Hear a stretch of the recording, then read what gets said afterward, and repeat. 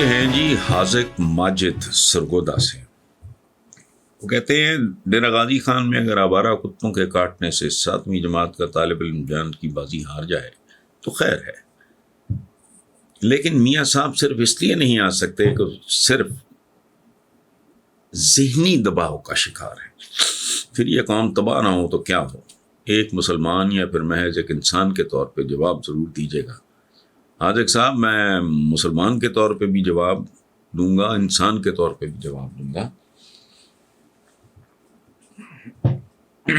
اور یہ ایک ایسا سوال ہے، یہ اس نظام کے بارے میں، یہ اس ملک کے بارے میں، اس کے ماحول کے بارے میں، اس کے معاشرے کے بارے میں ایک سوال ہے بنیادی طور پہ. یہ تو آپ نے ایک مثال دی ہے نا 7ویں جماعت کا بچہ. یہاں تو ابھی پچھلے دنوں ایک باپ نے اپنے 3 بیٹے کنویں میں پھینکے، اس کے بعد خود چھلانگ مار دی، چاروں مر گئے. بھی 2-3 مہینے منیمم ماتم کرتا رہا اس کا. ایک باپ نے اپنی 6 ماہ کی بچی 25,000 روپے میں بیچ دی. ابھی میں نے مثال دی ہے کہ ہاں قاتل تنتناتے پھرتے ہیں، آفیشیلی جیلوں میں ہوتے ہیں، لیکن وہ اپنی عیش گاہوں میں پھر رہے ہوتے ہیں. یہ میں نے اس کا کیا جواب دینا ہے؟ پاکستان کا چپا چپا، پاکستان کا ایک ایک اخبار، میڈیا، ٹی وی، جہاں بھی دیکھ لو آپ کو اس طرح کے ظلم، اور اس کا نتیجہ ہے. اور اس ملک کی اشرافیہ یہ نہیں جانتی. آج تک تو ٹھیک ہے، کل نہیں تو پرسوں ان کو بھی بہت بھیانک قیمت چکانی پڑے گی. یہی ہوتا ہے، اشرافیہ خود کو ہمیشہ محفوظ سمجھتی ہے. تو لیکن بالآخر کچھ اور ہوتا ہے. آپ اپنی کوئی سیاسی جماعت کیوں نہیں بناتے جس میں آپ ان لوگوں کو اختیارات سے نوازیں جو اہل، قابل اور ایماندار ہوں؟ محمد عمران صاحب، آپ کی محبت کا، آپ کے اعتبار کا، آپ کے اعتماد کا، آپ کی بندہ نوازی کا شکریہ. لیکن بھائی میرا مجھے یہ بتائیں کہ میں نے ایسی کون سی غلط حرکت کی ہے، یا میری کون سی بات آپ کو اتنا ناگوار گزری ہے کہ آپ مجھے یہ بد دعا قسم کا یہ مشورہ دے رہے ہیں؟ دیکھیں، پہلی بات تو یہ ہے کہ اللہ پاک نے ہر آدمی کو ہر کام کے لیے اہلیت، صلاحیت نہیں. میں سوشلائز کرنے والا، میں بہت محدود تعداد میں لوگوں سے ملتا ہوں. میں سوشلائز نہیں کرتا پارٹیز پہ، تقریبات پہ، اس سرکاری بریفنگز وغیرہ پہ. I don't go. تو میرا تو ٹائپ نہیں ہے. میں بیسیکلی بچپن سے ہی نا، مجھے میں لکھنے پڑھنے کا، یہ نہیں کہ میں کوئی بڑا قابل اسٹوڈنٹ تھا، نہیں. لکھنے پڑھنے سے میری مراد یہ آوارہ قسم کی پڑھائی یہ ہوں. میں ایک اچھا اسٹوڈنٹ تھا، لیکن کوئی ٹاپر شاپر یا کوئی اس طرح کا قطن نہیں. اس کا مطلب یہ نہیں کہ میں کوئی بڑا پڑھاکو تھا، but I enjoy reading, writing, مجھے اچھا لگتا ہے. اور میں بہت ایک ذاتی قسم کی ایک زندگی، بڑی پرائیویٹ قسم کی گزارتا ہوں. میرا حلقہ احباب بہت خوبصورت.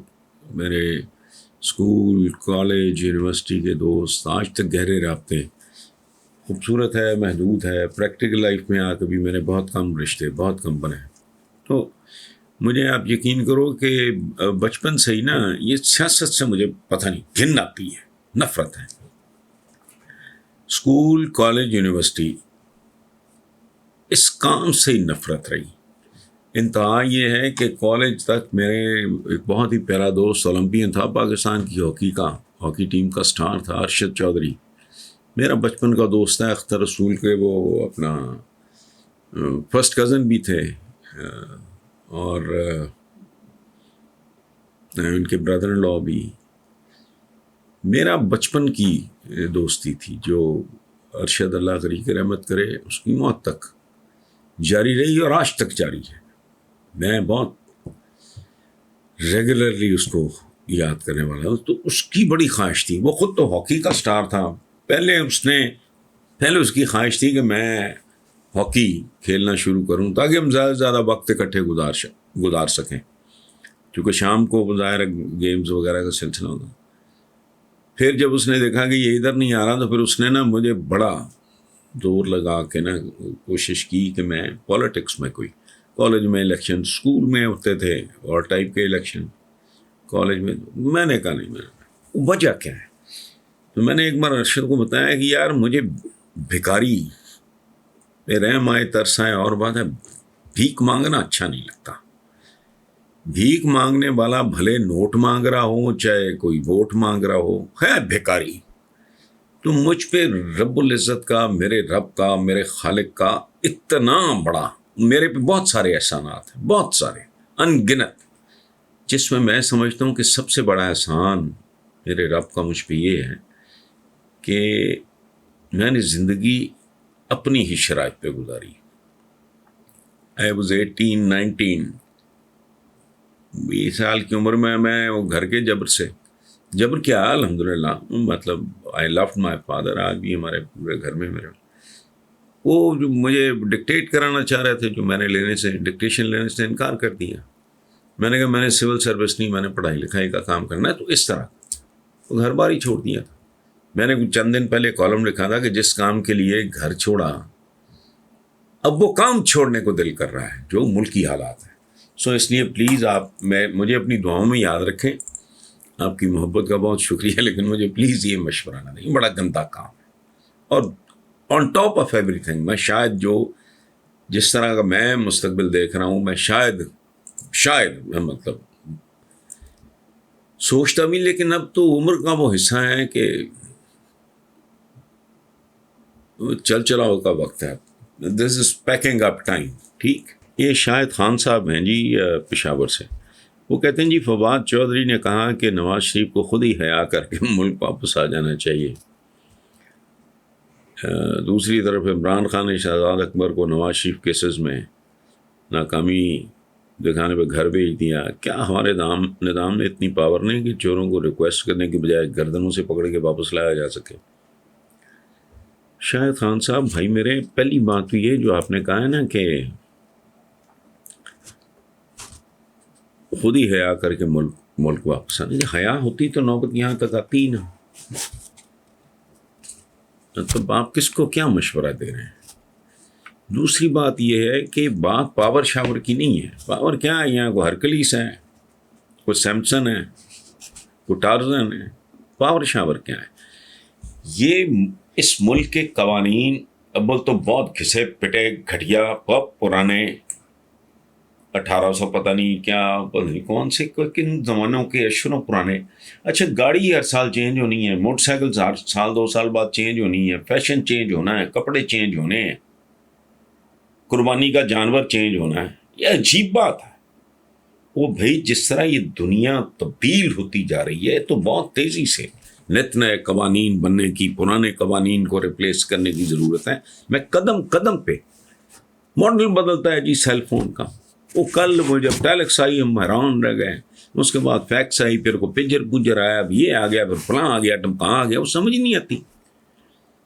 آپ نے کون سے 1800 کتنے کا قانون اٹھائے پھر رہے ہیں؟ اس کی وجہ ہے یہ واردات ہے بہت بڑی اس ملک کے. یہ پاور شاور کی بات نہیں ہے. جو مخصوص لوگ ہیں جن کے مفادات ہیں، جو مراعات یافتہ طبقات ہیں، یہ پورا نظام بڑی خاموشی سے ان کا وضع کرتا ہے، جو ان کو پروٹیکٹ کرے گا، ان کی ضروریات پوری کرے گا. اور ہوگا کیا کہ جو بچا کھچا اگر ہوگا، ان ٹرمز آف جسٹس میں بات کر رہا ہوں، کھانا کھانی ایک تو یہ ہے نا کہ بچا کھچا ہے جی غریب غربا کو دے دو. یہی حال انصاف کا ہے. جب ان کو پورا انصاف مل جاتا، باقی کہتے ہیں یار کو دیکھو ادھر بھی کو 2-4 اگر ان کے آگے بھی انصاف کی ہڈیاں پھینک دو. اور اس کے علاوہ کیا ہے؟ میں ابھی شاید مثال دے کے ہٹا ہوں، یہ کل کے پروگرام میں نے یہ بات کی. وہ جو ظاہر جعفر کا کیس ہے، وہ دنیا پیٹ رہی ہے کہ جب یہ پکڑا گیا ہے تو خون آلود تھے اس کے کپڑے. اب تفتیشی کر رہا ہے جی اس کے کپڑوں پہ تو خون ہی کوئی نہیں تھا. تو جہاں یہ حال ہو، یہ نظام جب تک جوہری تبدیلیاں نہیں آتی، میں تو بار بار کہہ رہا ہوں، کچھ بھی نہیں ہوگا. الٹا لٹک جائے کوئی بھی نتیجہ خیز ہو ہی نہیں سکتا. بکواز نظام ایک مشین ہوتا ہے، ایک کپڑے دھونے کی مشین ہے. آپ اس میں چاہیں کہ آپ اس میں کوئی متنجن بنا لیں تو وہ تو نہیں ہو سکتا. It is meant for a certain, اس کا ایک رول ہے. کپڑے دھونے کی مشین ہے، وہ کپڑے دھوئے گی. یون ہے وہ مائکرو ویو اوون ہے، اس کا ایک اپنا استعمال ہے، اس کے علاوہ کرو گے تو ظاہر ہے وہ مس بہیو کرے گا، الٹا پڑ جائے گا.